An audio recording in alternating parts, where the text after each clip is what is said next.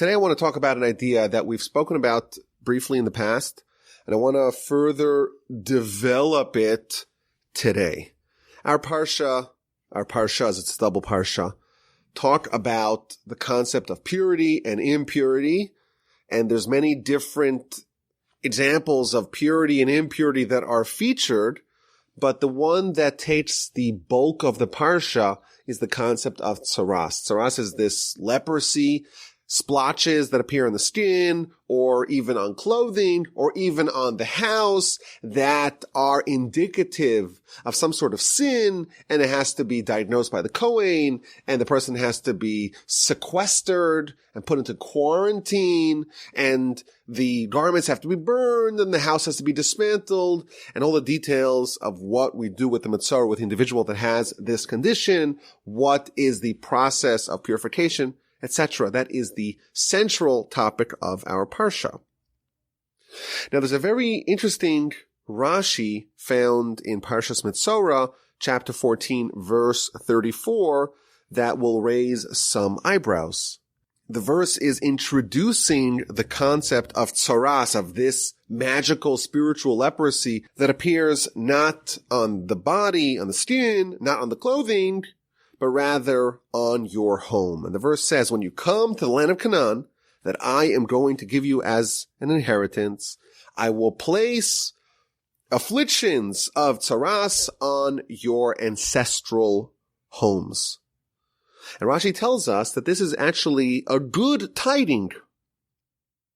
When you come to the land, you are going to be inhabiting homes that were previously occupied by the Canaanites.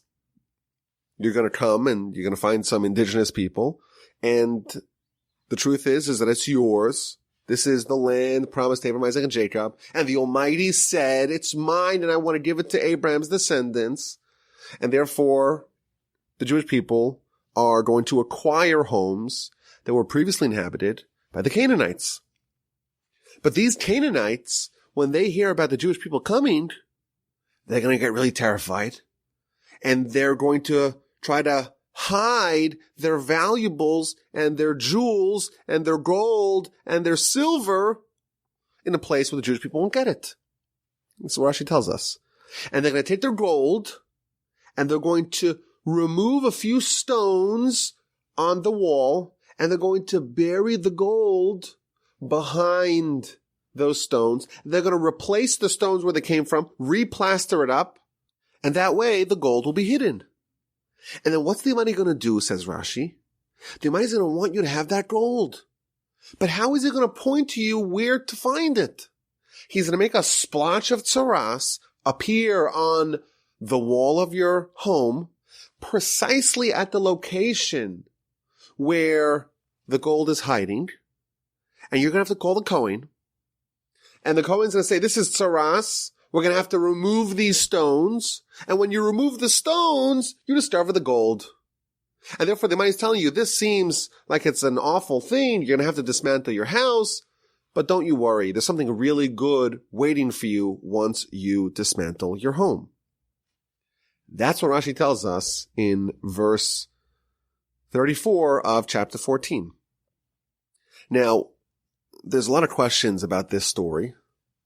First of all, if you are fleeing from the Jews, you want to take your valuables with you. Why would you hide the valuables in a home that's going to be occupied by foreigners? Doesn't it make more sense, if you are the Canaanites, to take the gold with you and run away to wherever you're going? That's maybe one question. It's also another question, if you actually look at the text of Rashi, it seems like they were hiding it for 40 years. For the duration of the time the Jewish people are in the wilderness, and they're not in Canaan, the Canaanites are already hiding all their gold behind the stones of their home. Why would they do that? So this is a problematic, or at least an intriguing, shall we say, Rashi, this whole story of finding the gold behind the wall.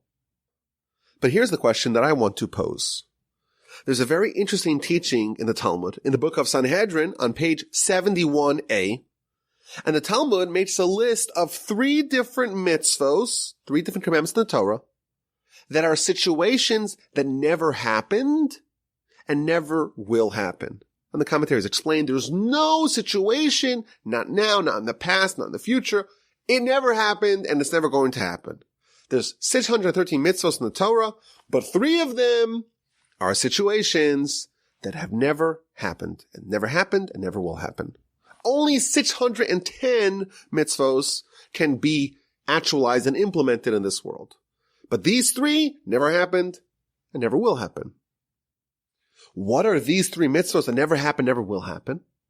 Says the Talmud, in the book of Sanhedrin, page 71a, number 1, the ben sorer umoreh, the wayward and rebellious son of Deuteronomy.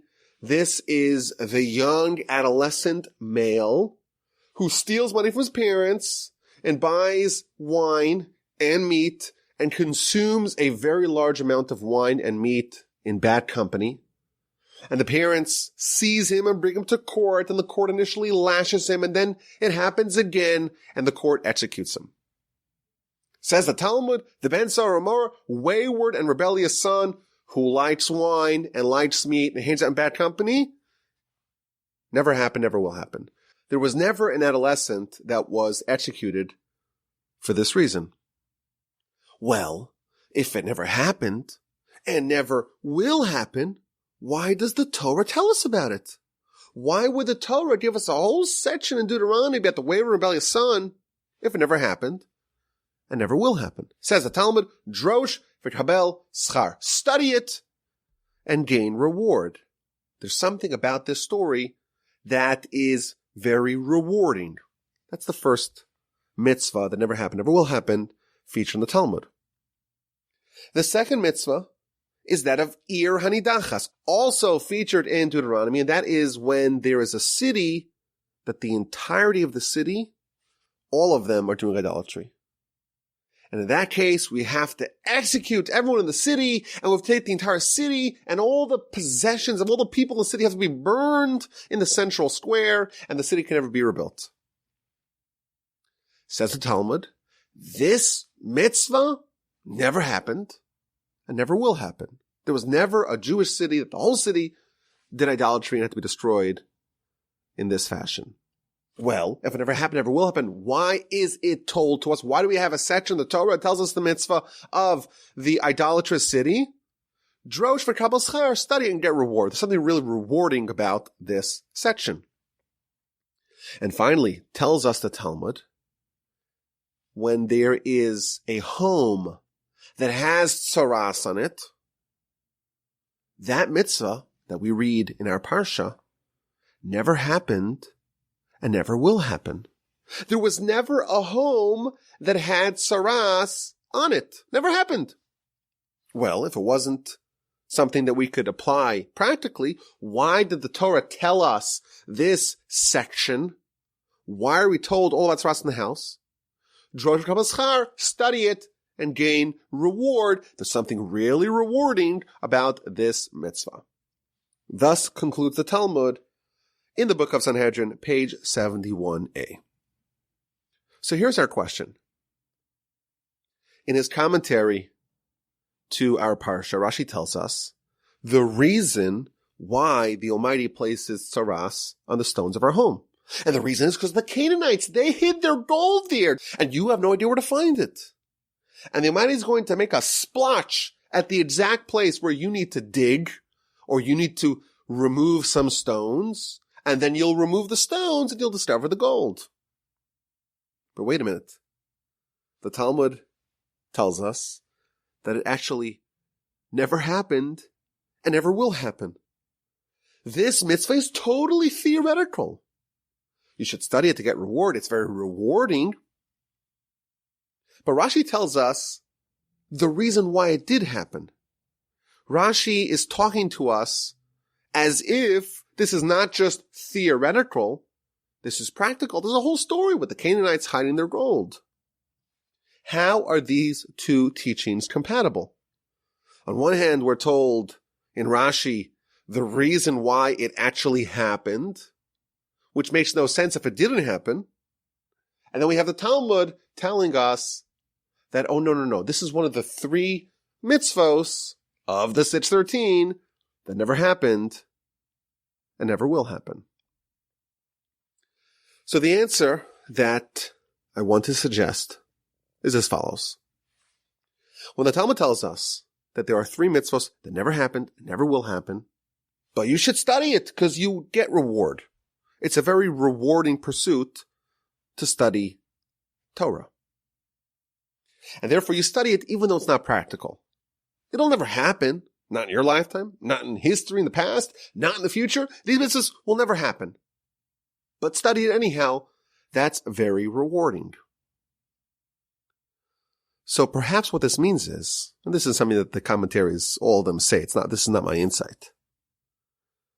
When you study this particular mitzvah or this particular set of mitzvos, it's rewarding because they have lessons that are applicable elsewhere.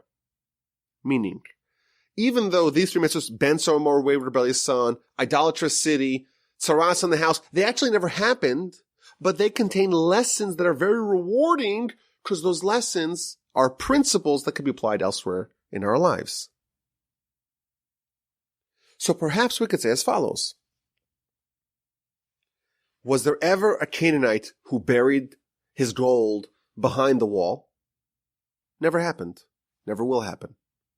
But this story is part of the lesson. The story of the buried treasure, that in itself is part of the lesson. And here's the lesson. You leave Egypt and you spend 40 years in the wilderness and you're living in tents and very temporary housing. You cross over the Jordan with Joshua. You spend 7 years of war and conquest, and an additional 7 years of dividing up the land, and finally, you are settled in your ancestral plot of land. This is where you are going to live. It took a long time, 54 years, from the Exodus until you could finally settle down in your home. And finally, the itinerant, nomadic life that you've had since the Exodus is over. You're home. You're in a permanent domicile. Now you can settle down. And you settle down to your home, and things are great. Until you begin to notice there's a little, I don't know, is it mold? Is it maybe leprosy that Moshe told us about? It starts to appear, these splotches all over your house. And you call over the Kohen, and the Kohen says, I can't believe it. This is Tzaraas. You got to take all the stuff out of the house. All the furniture is piled up the front lawn. You got to move out, and you have to start dismantling your home. And the bulldozers are coming in, and your neighbors are all judging you. And now you're left out cold, in the dark. What are you going to do? Where are you going to live? You're going to rent a house? You're going to buy a new house? This is, remember, a time where people are living on their ancestral homeland. You can't just buy a new one from any other person. And what happens? As they start dismantling the home, someone starts shrieking. Someone starts squealing in delight. You won't believe what I discovered. There is an entire treasure house of gold and jewels and diamonds that are there behind the stone, behind the wall, buried by its previous inhabitants. And instantly, what you thought was the worst day of your life turned out to be the best day of your life. The disaster was transformed into a great blessing. You see how the Almighty didn't destroy your house. The Almighty gave you generational wealth. That's the story that Rashi tells us. Now, did this actually happen? The answer is no, it didn't happen. Talmud says, never happened, never will happen. But this is the lesson. When we fail, or when something terrible befalls us. Now, of course, it's important to stress, if something terrible happens to us and that's our doing, maybe that's on us, that's our fault. But sometimes the matter is not up to us, it's not under our control, but something terrible, awful, dreadful happens to us. We have a principle that whatever God does to us is for our best. Kol David Rahman, everything that God does is for our best. So who put those splotches, those proverbial splotches on your wall? Well, that's from God. And you initially think it's terrible, it's awful, it's the worst day of your life. What are you going to do? You're back to living in tents. But when you unpack the story, when you dismantle those walls, you see how it was truly a blessing in disguise. And that's the lesson. The lesson of the story of Tzaraas on your home, that we have to study it, drosh v'kabel schar, study it because it's very rewarding. What's rewarding about it is precisely this. The lesson is that sometimes terrible things happen to us, and we think we're dismantling our home, and we wonder, why did God do this to us? Only to discover that actually the Almighty had our best interests in mind, and we would be happy to dismantle our home to discover all that gold. And what appears initially to be awful is truthfully a great blessing. Let's take this a bit further. The Talmud tells us that there are 3 mitzvos that never happen, never will happen. But why is it written? Drosh v'kabel schar, study it, it's very rewarding. What's interesting is that the question that we had about Tzaraas on your home can actually be asked on the other 2 mitzvos, namely that of Metzora, the wayward and rebellious boy who gets executed, and the idolatrous city. The Talmud in the book of Sanhedrin, page 72a, asks the question. I don't get it. We have this adolescent boy. He's a little mischievous. He likes to misbehave a little bit. He's a bit gluttonous. Maybe he has somewhat of a unusual desire for wine and meat. But because this kid ate some meat and drank some wine, we're going to execute him? It seems like it's ridiculous to kill someone, to execute someone. Is this capital crime? Is this a sin worthy of executing a 13-year-old boy because he had some meat and drank some wine? Says the Talmud, the Almighty is able to predict that someone, a young boy, who has this particular constellation of characteristics, 13 years old, not too old, but not too young, stealing money from his parents, developing a bad habit of eating in bad company, and liking too much the meat and the fine wine. When this particular set of circumstances happen, the Almighty knows for sure that he is going to develop a dependency on this kind of lifestyle. And eventually, he'll turn into a thief and a bandit and a murderer. And eventually, he will be executed for his crimes. But today, his crimes are very minor. Says the Torah, let him die innocent and not die guilty, because this kid is going to die. But the question is he going to die now at the age of 13 with really no sins? Or is he going to be tried as a murderer later on in life? Says the Torah, it's better for him to die innocent than to die guilty. So the Talmud here tells us why the Torah has the mitzvah of the Metzora, of the wayward and rebellious son. And it gives us this whole persuasive reason why it has to happen. Let him die innocent and not die guilty. But wait a minute. The Talmud itself tells us that it never happened. It never will happen. It's entirely theoretical. Yet, the Talmud explains the whole reason why we have to do it. Why are we talking about the Metzora as if it happened when it never happened and never will happen? The idolatrous city, the verse in Deuteronomy tells us that we have to destroy this whole city. We have to obliterate the whole city. Why? So that God shouldn't be angry at us. He should quell, so to speak, his anger and give us mercy and be merciful to us and increase us like he promised our forefathers. Says Rashi, whenever there is idolatry in the world, there is divine anger in the world. And again, the question can be raised. This never happened. Yet the verse talks about it as if it actually did happen. Why does Scripture treat something which is theoretical as being something which is practical? And the answer is the same answer as we suggested earlier with the episode of the Tzaraas in the home. It's something that we should study and gain reward because it contains a lesson, and the story and the circumstances of this law, this theoretical law, that in itself is the lesson.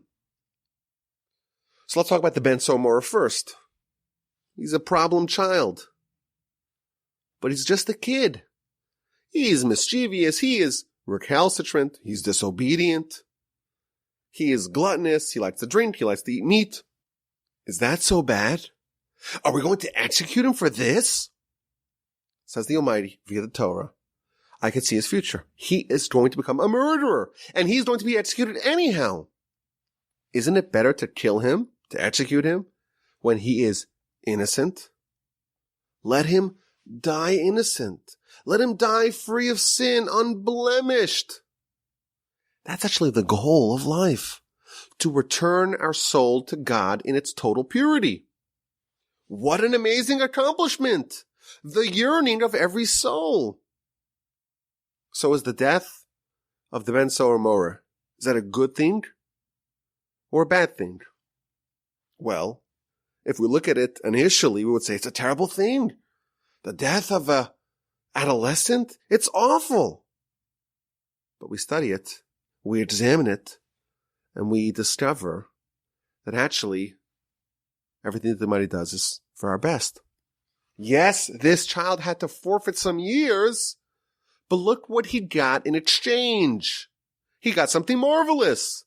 He got the ability to return an unsullied soul to God and to bask in eternal delight in the afterlife as a result. Now again, did it happen? No. But the story and the laws of the Metzora have lessons, and a lesson, just like when you discover splotches on your wall, something that initially looks bad is good. Similarly over here with the story of the Metzora, something that looks awful, we're executing apparently innocent adolescent. Well, actually, the lesson is that it's actually very good, even though it appears to be very bad. What about the sinful city, the idolatrous city? You have to destroy an entire city. Can't rebuild it.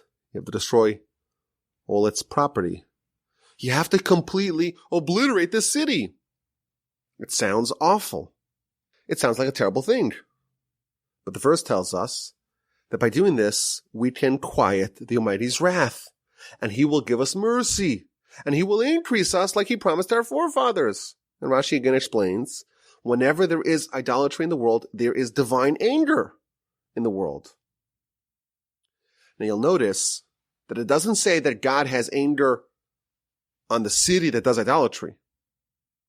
Rather, whenever there's idolatry in the world, the entire world is subject to the Almighty's wrath. So we have a city. This city, the people made a decision to become idolaters. But the result of that is that this city is like a cancerous tumor spreading death and divine anger to the entire world. And thus, when we destroy the city and we obliterate its memory and we get rid of every remnant of that city, that is equivalent to excising a malignant cancer from the body. Now, did it happen? No, it didn't happen. But the story and the laws are rewarding. There is a lesson in all these three mitzvos, And the lesson of all three is the same.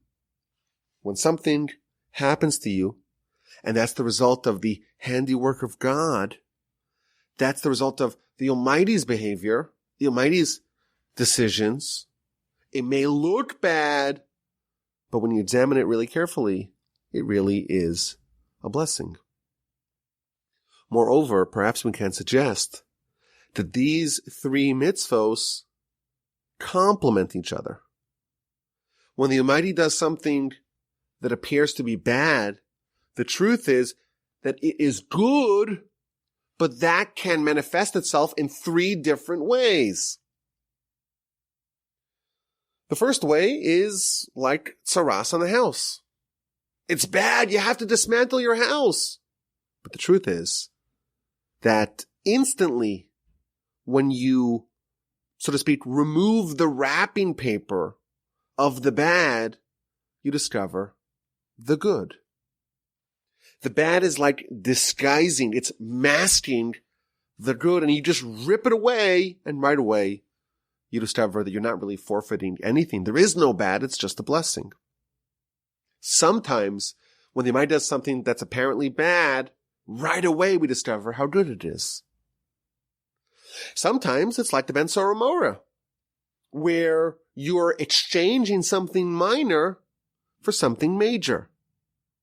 This child is given the opportunity to die innocent, to die free of sin, to die with a clean soul, and that's the goal of life. And the bad is really good, but there is maybe somewhat of a trade-off, but it's a trade-off that's an upgrade. It's an exchange that you would gladly make. You're forfeiting a few years, but the net result is going to be the same, just much, much worse. He's going to be executed anyhow, but under much worse conditions, and therefore let him die innocent and free of sin.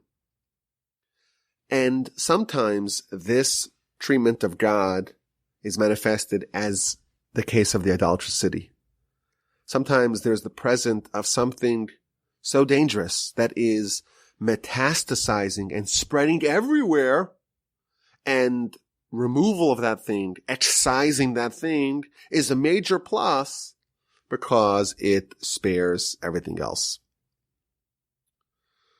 Of course, if, God forbid, someone has cancer, the thing that they're worried about most is to remove it, and the scans should all be clear, should indicate absolutely no remnant of what existed there previously. And that's a very good thing, because it means that the threat has been neutralized. So how do we respond when something bad happens to us?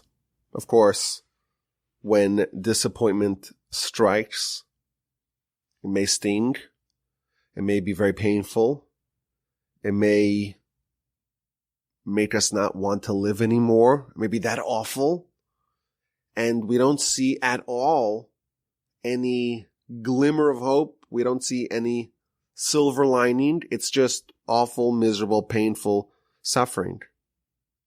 And the question that we're likely to ask is, why did God do this to us? And of course, this is not a challenge that we hope to face, and we don't hope that anyone has to face this question. But there are three mitzvos that never happened and never will happen. And each one of them is a different version of the same idea, and that is that when God does something to us, it is for our benefit. The Talmud tells us that we have to bless God and thank God when something terrible happens with the same joy as we bless God when something wonderful happens to us.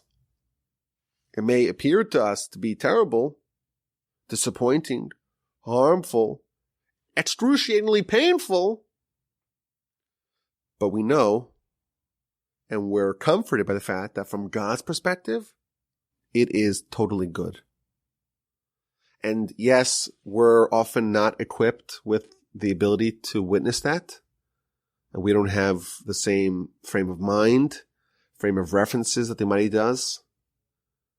But perhaps there is a little bit of comfort to know that when something appears to us as being awful, we know that from God's perspective, it's totally good, and it could be good in different ways.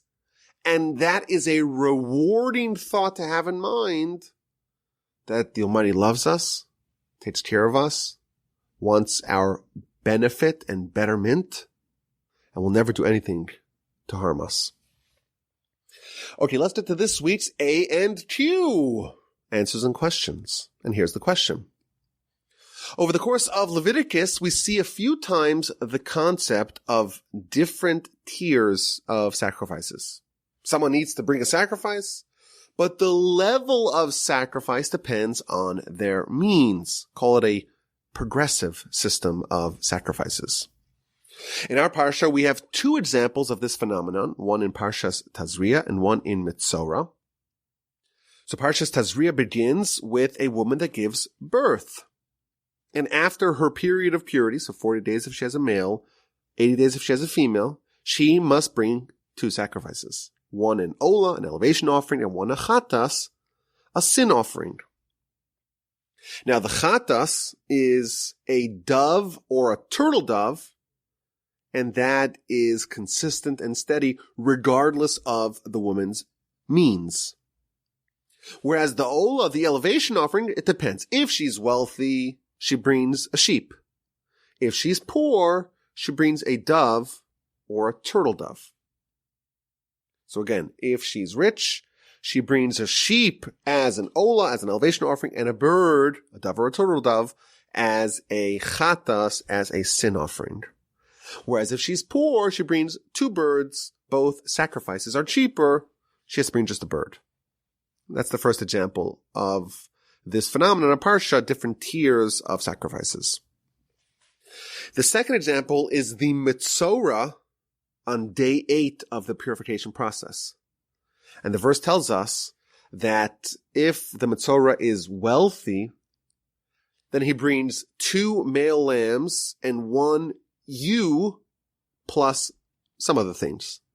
Whereas if the Metzora is poor, it's only 1 lamb and 2 birds instead of 2 bigger, more expensive animals, plus some other things as the sacrifices. So here's the question. If you look both at the purification of a woman that just gave birth and the purification of a Metzora, both of them end with a recap. This is the Torah. This is the law. Once it finishes the delineation of the purification process, it says, okay, wraps it up. This is the law of a woman who gives birth. This is the law of a Metzora who becomes pure. But if you compare them, they are very different. In chapter 12, verse 7, it talks about a woman who gives birth and has a baby and brings the sacrifice. And it concludes, verse 7, Zos Torahs Hayaledes, this is the Torah, this is the law of a woman who gives birth to a boy or a girl. And the next verse, after it apparently wraps it all up, it says, well, what if she's poor and she can't afford to bring a sheep as the elevation offering? Then she brings 2 birds. Whereas by the Metzora, it only gives the encapsulatory verse, Zos Torahs, this is the Torah, after describing the sacrifice of the poor Metzora. So verse 10 to 20 of chapter 14 talks about the wealthy Metzora. And verse 21 to 31 of chapter 14 talks about the poor Metzora. And the next verse, verse 32, Zos Torahs and Metzora, this is the law, this is the Torah of the Metzora. Whereas the encapsulatory verse by a woman who gives birth is told after the process of the sacrifices of a rich woman and before it wraps up the entire story and tells us the sacrifices of a poor woman who gave birth. And the question is, what's the difference? Why does Scripture not tell us, Zos Torah, this is the Torah, the verse that apparently wraps up the entire section? It should say it more naturally after the description of the poor woman's sacrifice, not in between the description of the rich woman's sacrifice and the poor woman's sacrifice. It's a little bit of a tough and complicated question, but look at the verses and you'll see, and it's kind of obvious. If you have an answer, send me an email, rabbiwalby@gmail.com. Now, last week, we asked the question as to why the laws of kosher were given in a show-and-tell fashion. Why did the Almighty show Moshe, not tell Moshe, which animals are kosher? And when Moshe conveyed that to the Jewish people, he too lifted every animal. This is kosher. This is not kosher. He didn't make a list. In fact, he gives us the criteria: split hooves, we choose its cud. And that's apparently not enough. He doesn't make a list of the animals. He makes a visual demonstration. So I thought this was a very difficult question, but I want to share with y'all an incredible Kabbalistic piece that I saw. And as longtime listeners know, I don't pretend to know anything about Kabbalah, and I freely admit that. But I could read, and I read something and it kind of blew my mind, so I want to read it and share it with y'all. So this is a piece from the Ben Yehoyada, who wrote the Ben Ish Chai, and he asks this same question. And he says, I want to give you an answer based upon the Arizal. Of course, the Arizal is the greatest of the Kabbalists. And he says that the Arizal, all the way in his commentary back on Genesis, gives us an idea that can be transplanted to this concept of Moshe doing show and tell. The Arizal says that in Genesis, Adam gave names to all the animals. And the idea behind it is as follows.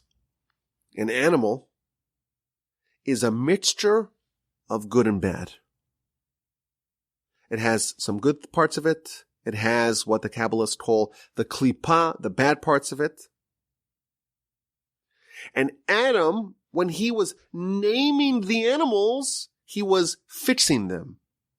Meaning, he was separating the good from the bad. And therefore, Adam was not allowed to eat meat, because the reason why we eat meat is to separate the good from the bad, and the good parts of the animal we absorb within us, and thus we've elevated the good, and the bad parts we remove, and thus we've separated the good from the bad, and that is the way that we take the animal and we allow it to achieve its perfection. Adam, because he named the animals, the naming of Adam's naming wasn't just some arbitrary name. It was, on a very Kabbalistic level, by naming the animals, he was perfecting them. He was separating the good from the bad. And thus it was improper for him to eat the animals, because the only reason why you would eat the animals is to bring the animals towards their perfection.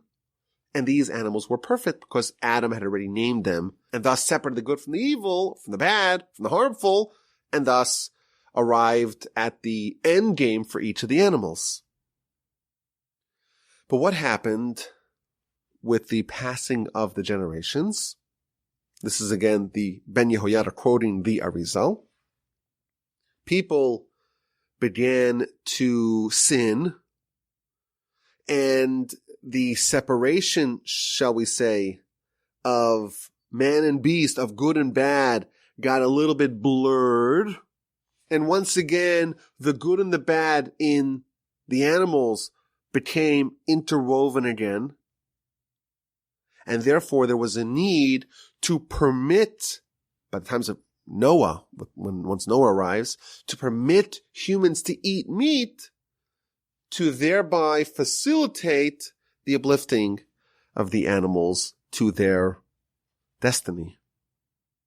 Now, what this means, I have no idea, but he does drop a hint that makes me think that I do know what he's talking about, namely that Adam, before Adam's sin, was complete and total holiness. Once he sinned, part of that holiness was scattered throughout the world, and it became, so to speak, embedded in the animals. And therefore, Adam had to kind of recoup that holiness, and he did it by naming the animals. But our collective mission is to, again, recoup that holiness, and we do that by consuming the animals, and thereby we absorb the parts that were, so to speak, the holiness that we were supposed to have, or that humanity was supposed to have, and now we've readopted it, reabsorbed it.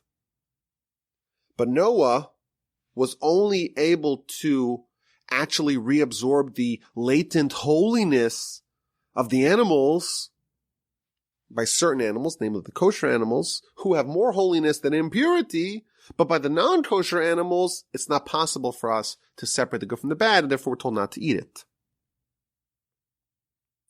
That's what the Arizal says. And on top of that, says the Ben Ish Chai as follows.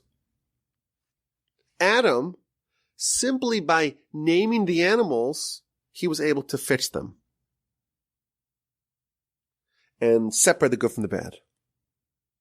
What would have happened if God himself named the animals? Or if Moshe, who was like Adam before his sin, actually uttered the names of the animals? That would have accomplished the identical goal that Adam accomplished. He would have separated the good from the bad, and the animals would have achieved their purpose, and then we would not be allowed to eat from them. And the Almighty wanted us to elevate the animals ourselves, and not via this other process that Adam did, and that would have resulted had God, or even Moshe, enumerated the names of the animals. And therefore, in telling us and revealing to us which are the animals that have more holiness than impurity within them, it was a process of show and tell. There was no naming of the animals. Yes, subsequently Moshe wrote them, but he never uttered those words. Because had he done that, there would have been this purification and rectification and separation of good from bad that would have resulted in the identical process that happened to Adam, and we would not be allowed to eat the meat because all the animals would have achieved their purpose. That's what he says. Does this make sense to me? I kind of hear what he's saying. It's still a little baffling. It's very Kabbalistic. But I figured if y'all listened all the way to the end of the podcast, you deserve a treat. So I'll share that with you. And once again, as always, I don't claim to be an expert. I don't really know what this means. But I thought it was interesting, and I hope you enjoyed. And thank you so much for listening to this week's edition of the Parsha podcast.